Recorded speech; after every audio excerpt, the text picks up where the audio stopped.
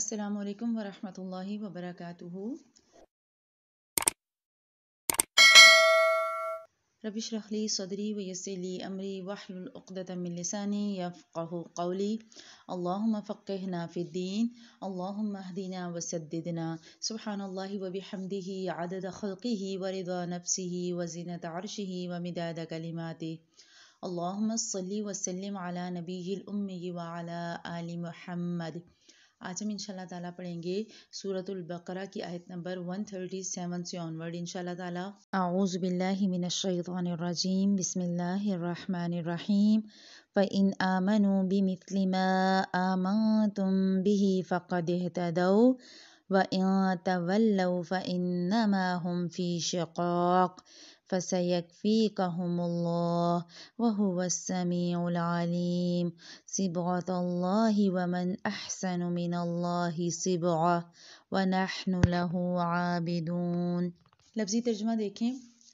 پس ان اگر آمنو وہ ایمان لائیں، بمثلی اس چیز کے ساتھ، ما جو کہ آمنتم تم ایمان لائے، بھی جس کے ساتھ، فقد اہتدوا فقد تو تحقیق، اہتدوا وہ ہدایت یافتہ ہو گئے، وَإِن اور اگر تولوا وہ منہ موڑیں یا اعراض برتیں، فَإِنَّمَا تو پھر بے شک وہی، ہم وہ، فی شقاقٍ مخالفت میں ہیں، شک کی وجہ سے، فَسَيَكْفِيكَهُمُ اللَّهُ فا پس سا آیا ہے ان قریب کے لیے، فَسَيَكْفِيكَ کافی ہو جائے گا آپ کو، ہم ان سے، اللہ اللہ تعالیٰ، تو بس پھر آپ کو ان کے مقابلے میں اللہ سبحانہ وتعالیٰ کافی ہو جائیں گے یا کفایت کر جائیں گے۔ وہ اور ہوا وہی، السمیع خوب سننے والا، العلیم خوب جاننے والا ہے۔ صبغۃ اللہ اللہ کا رنگ اختیار کرو، ومن احسن اور کون زیادہ اچھا ہے، من اللہ اللہ سے، صبغۃً رنگ میں، وہ اور نحن ہم، لہو اسی کے لیے، عابدون عبادت گزار ہیں۔ ہمارے پارے کا جیسے جیسے اینڈ ہو رہا ہے تو اللہ سبحانہ وتعالیٰ ہمیں جو ڈیٹیل ہم نے پڑھی، فرقہ واریت کی جڑ کو ختم کیا گیا پارے کے اینڈ پہ، اور بتا دیا گیا کہ دیکھو ایمان لاؤ۔ اب ان آیات میں ایک سٹینڈرڈ دے دیا جا رہا ہے کہ کس طرح ایمان لانا ہے۔ اللہ سبحانہ وتعالیٰ کہہ رہے ہیں فَإِنْ آمَنُوا بِمِثْلِ مَا آمَنْتُمْ، اگر یہ ایسے ایمان لائیں جیسے تم ایمان لائے یا تمہاری طرح کے لوگ ایمان لائے۔ اللہ سبحانہ وتعالیٰ نے ہمیں ایک کیٹیگری دی، ایک سٹینڈرڈ دیا کہ ہدایت کا معیار کیا ہے، اللہ کے نبی صلی اللہ علیہ وسلم کی ذات مبارکہ اور صحابہ کرام کا طرز عمل۔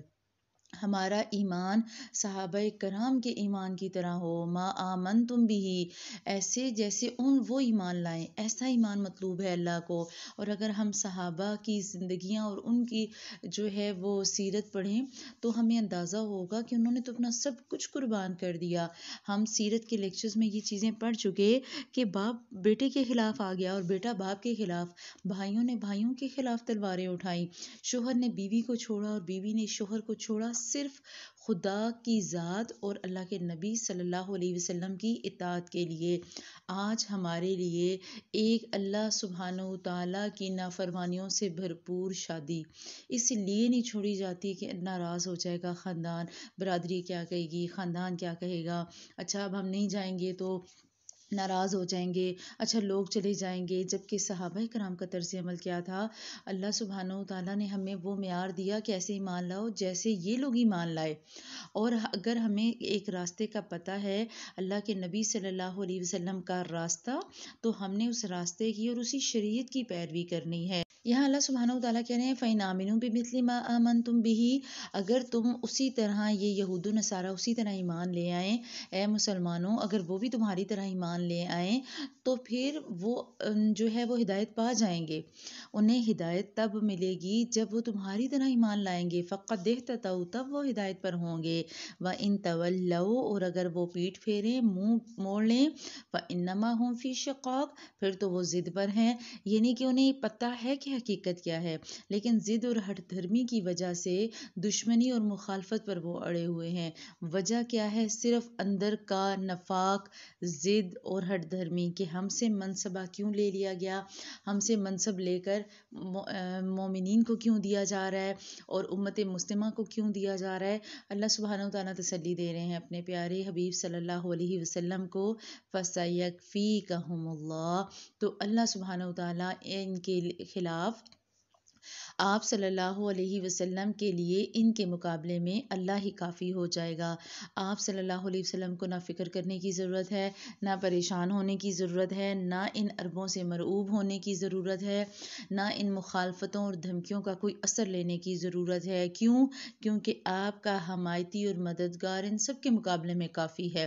وَهُوَ السَّمِيعُ الْعَلِيمُ، وہ خوب سننے والا اور جاننے والا ہے، اسے پتہ ہے آپ صلی اللہ علیہ وسلم کس وقت کن حالات سے گزر رہے ہوتے ہیں، کون سی مشکلات اور کون سی نازک صورتحال ہوتی ہیں، اللہ سبحانہ وتعالیٰ کے علم میں ہے۔ اللہ کہہ رہے ہیں فَسَيَكْفِيكَهُمُ اللَّهُ، اللہ آپ کے لیے ان کے مقابلے میں کافی ہو جائے گا۔ اب ذرا یہاں سٹاپ کر کے دیکھیں، یہاں بات تو کی جا رہی تھی بیسیکلی یہود و نصارہ سے کہ اے مسلمانوں، اگر یہود و نصارہ بھی اسی طرح ایمان لے آئیں جس طرح تم ایمان لائے۔ یہاں بات ہو رہی ہے صحابہ کرام رضوان اللہ علیہم اجمعین کی۔ اب ذرا اپنے اوپر لا کے دیکھیں کہ ہمارے ایمان کیا صحابہ کے ایمان جیسے ہیں؟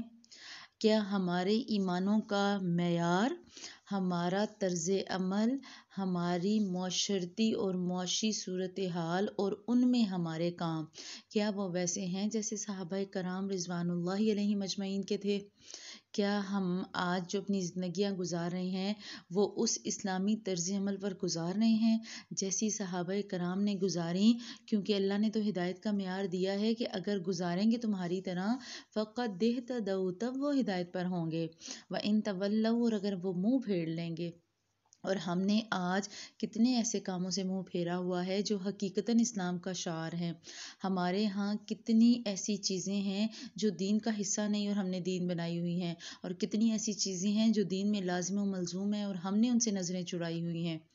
تو اللہ سبحانہ وتعالیٰ نے آپ کو اور مجھے ایک سٹینڈرڈ دیا کہ ہمارا ایمان اور ہمارے ایمان کا معیار صحابہ کرام رضوان اللہ علیہم اجمعین جیسا ہونا چاہیے۔ یہ جو آیت ہے نا، پورشن ہے فَسَيَكْفِيكَهُمُ اللَّهُ، اس کے بارے میں آتا ہے حضرت عثمان رضی اللہ تعالیٰ عنہ کو جب ان کی زندگی کا آخری دور تھا تو ایک باغی گروہ نے قید کر لیا۔ جب انہوں نے قید کیا تو کھانا پینا بند کر دیا۔ 40 دن گزر گئے، حضرت عثمان رضی اللہ تعالیٰ عنہ روزے سے تھے۔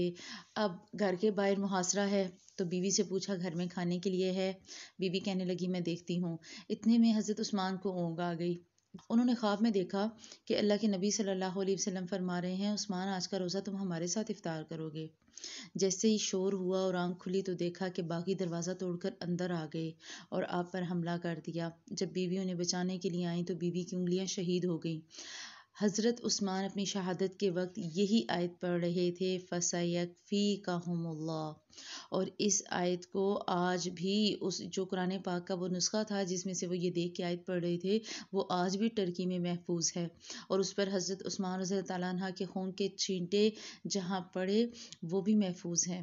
تو اللہ سبحانہ وتعالیٰ تو ایمان والوں کی ایسے حفاظت کرتے ہیں۔ اللہ تعالیٰ کہہ رہے ہیں بیان کرنا ہے تو حق بیان کرنا ہے، ڈرنا نہیں ہے۔ اللہ سبحانہ وتعالیٰ پہ یقین رکھ کے چلو تو اللہ کیا کرے گا؟ اللہ سبحانہ وتعالیٰ کے رنگ میں ڈھلو تاکہ اللہ تمہیں کامیاب کرے۔ صبغۃ اللہ، یہ جو اگلی آیت ہے نا، آپ نے اپنے قرآن پاک میں اس کو ہائی لائٹ کرنا ہے، ہر سٹوڈنٹ کے قرآن پاک میں یہ ہائی لائٹ ہو، صبغۃ اللہ، اللہ والے بن جاؤ، اللہ کا رنگ اختیار کر لو، اپنے اوپر اللہ کی عبودیت کا رنگ بھرو۔ صبغہ ہم نے پیچھے پڑھا تھا، آپ کو یاد ہوگا سورۃ البقرہ والے پورشن میں جو بکرا گائے کا قصہ چلتا ہے کہ ما لونہا، ہم نے رنگ کے لیے ایک لفظ پڑھا تھا لون، لونہا کہ کیسا ہو اس کا رنگ۔ یہاں اللہ کہہ رہا ہے صبغۃ اللہ، اللہ کا رنگ اختیار کرو۔ تو اب دونوں حروف میں نا کمپیریزن آ گیا۔ لون کہتے ہیں وہ رنگ جو بائی نیچرل ہو، جو اتارا نہ جا سکے، جیسے آپ کا اسکن کلر ہے، آپ کے بالوں کا کلر ہے، یہ ہے لون۔ اور صبغہ کہتے ہیں وہ کلر جو آپ نے خود کیا ہو، ڈائی والا، جیسے آپ اپنے بالوں کو ڈائی کرتے ہیں۔ صبغہ پرماننٹ نہیں ہوتا، صبغہ آپ کو پرماننٹ رکھنا پڑتا ہے، جبکہ لون پرماننٹ ہوتا ہے۔ لون پرماننٹ ہوگا، اسے بدلا نہیں جا سکتا، جبکہ صبغہ آپ نے خود اپنے اوپر چڑھانا ہے، صبغہ بنا بنایا نہیں ہے۔ صبغۃ اللہ، اللہ کا رنگ اختیار کرو، اپنے آپ کو اللہ سبحانہ و تعالیٰ کے سانچے میں ڈھال لو۔ ایک ایسا رنگ ہے جو ہے وہ بائی نیچرل ہے، اور ایک ہے جسے ہم نے چڑھانا ہے خود سے۔ ہم نے اللہ سبحانہ و تعالیٰ کا رنگ قبول کرنا ہے، اسے اپنی ذات پر چڑھانا ہے۔ ہوتا کیا تھا کہ جو یہود و نصارہ تھے، ان میں رسمیں ہوتی تھیں، بپتسمہ کی رسم، ٹھیک ہے۔ آپ نے آج بھی اس بات کو سنا ہوگا کہ جب ان کے بچے پیدا ہوتے ہیں تو وہ ایک خاص پیلا رنگ لگاتے ہیں اپنے بچوں کو، اور انہیں یہ لگتا ہے کہ اگر اس کلر سے نہلائیں گے بچے کو تو بچہ ہمارے جو ہے وہ یہودیت یا نصائیت میں ڈھل جائے گا۔ اسی طرح جب ان کا بندہ کوئی ان کے دین میں داخل ہوتا ہے، اسے بھی وہ اس کلر سے نہلاتے ہیں۔ یہاں اللہ سبحانہ و تعالیٰ کہہ رہے ہیں صبغۃ اللہ، اللہ کا رنگ چڑھاؤ۔ اللہ سبحانہ و تعالیٰ کا رنگ ایسے نہیں چڑھتا کہ رنگ گھولو اور اس میں بیٹھ جاؤ یا اس سے نہا لو، نہیں۔ اللہ سبحانہ و تعالیٰ کا رنگ تو اس کی عبادات سے چڑھے گا۔ اللہ والے بنیں گے تو رنگ خود بخود چڑھے گا، اور ایسا چڑھے گا کہ وہ نکھر کر آئے گا۔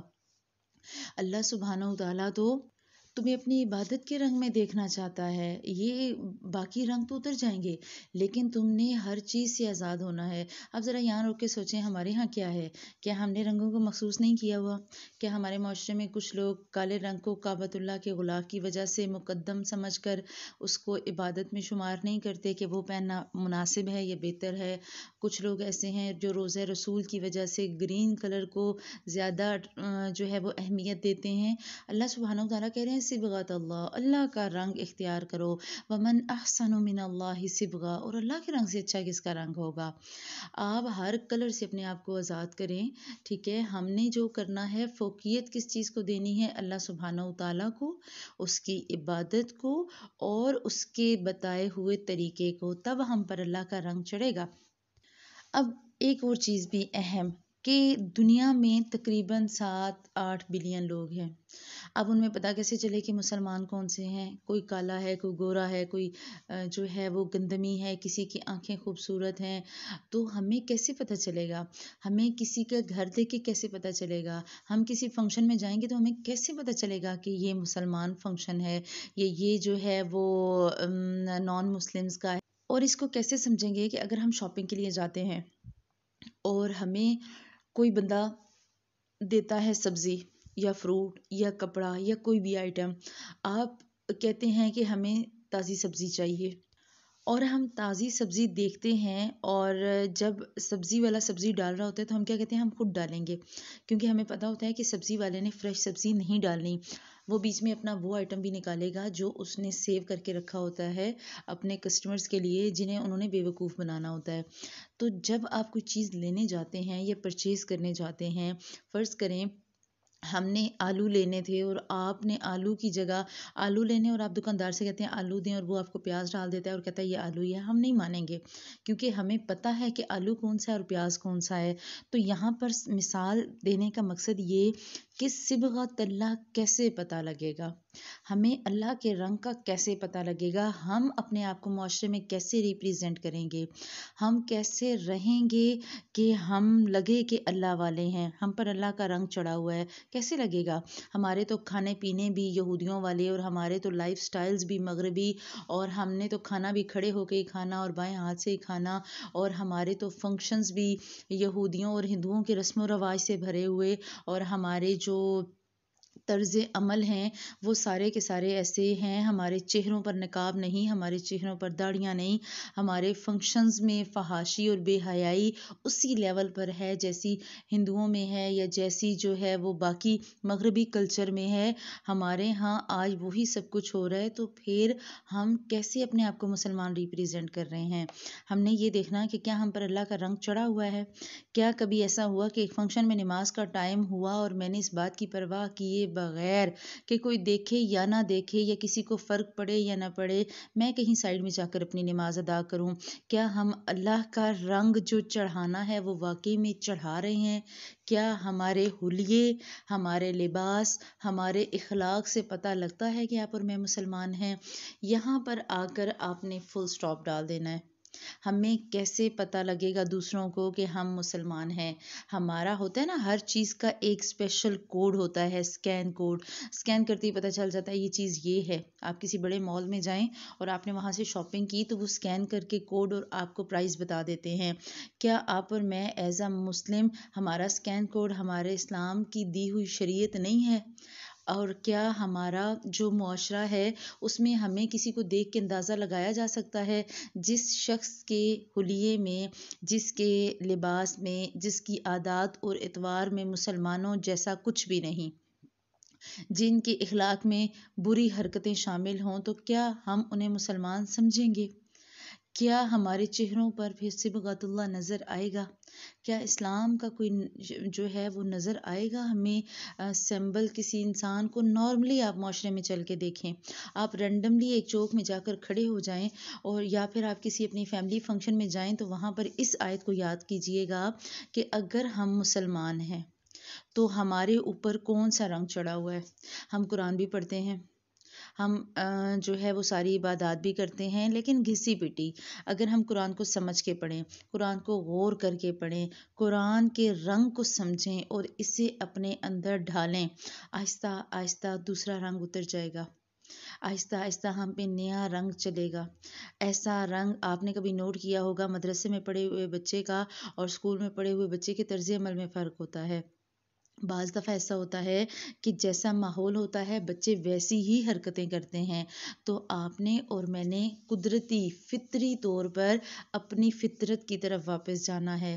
ہم نے خود اپنے اوپر رنگ چڑھانا ہے، وقت لگے گا، گناہوں کو دھونے میں وقت لگتا ہے، جیسے ہوتا ہے نا ضدی داغ دھونے میں وقت لگتا ہے، ٹھیک ہے؟ اور آپ ان کمرشلز کو ذہن میں بالکل نہ رکھیں جن میں کہا جاتا ہے کہ داغ تو اچھے ہوتے ہیں، داغ بالکل اچھے نہیں ہوتے۔ آپ نے داغوں کو اتارنا ہے اپنی زندگی سے تاکہ آپ صاف ستھری ہو جائیں۔ آپ کو یاد ہوگا نماز سیریز میں ہم نے دعا پڑھی، اللہم باعد بینی و بین خطایایا، اس کے آخری والے پورشن میں ہم نے پڑھا تھا اللہم اغسل خطایایا بالماء والثلج والبرد، اے اللہ تو ہمارے گناہوں کو اولوں سے اور برف سے اور پانی سے دھو دے۔ تو ہم نے اپنے گناہوں کو دھونا ہے، اور آج ہوتا ہے نا کہ جب داغ پرانا ہو جائے یا زیادہ گہرا ہو، آپ اس پہ ٹوٹکے کر رہی ہوتی ہیں، آپ لیموں سے بھی رگڑیں گی، نمک بھی ڈالیں گی، ایسڈ بھی ڈالیں گی، تیزاب ڈالیں، بلیچ ڈالیں، کچھ بھی ڈالیں کہ رنگ کسی طریقے سے اتر جائے، تو ہمیں وقت لگے گا، محنت کرنی پڑے گی، لیکن ہمیں ان گناہوں سے بچنا ہے۔ ہم نے اپنے آپ سے وہ رنگ اتارنے ہیں۔ اللہ کے نبی صلی اللہ علیہ وسلم کی حدیث آتی ہے کہ جب کوئی مومن گناہ کرتا ہے تو اس کے دل پر ایک سیاہ دھبا لگ جاتا ہے، پھر جب وہ توبہ کر لیتا ہے تو وہ دھبا دھل جاتا ہے، لیکن اگر وہ توبہ نہیں کرتا تو وہ دھبا برقرار رہتا ہے۔ پھر جیسے جیسے انسان گناہ کرتا جاتا ہے وہ دھبا بڑھتا جاتا ہے اور وہ اس کے سارے دل کو سیاہ کر دیتا ہے۔ تو ہم نے اپنے اوپر سے یہ ساری سیاہی مٹانی ہے، ہم نے اپنے آپ کو عبادت گزار بنانا ہے، ایسا کہ ہمارے اندر، ہمارے بچوں کے اندر عبادت کا ذوق پیدا ہو، عبادت کا شوق پیدا ہو۔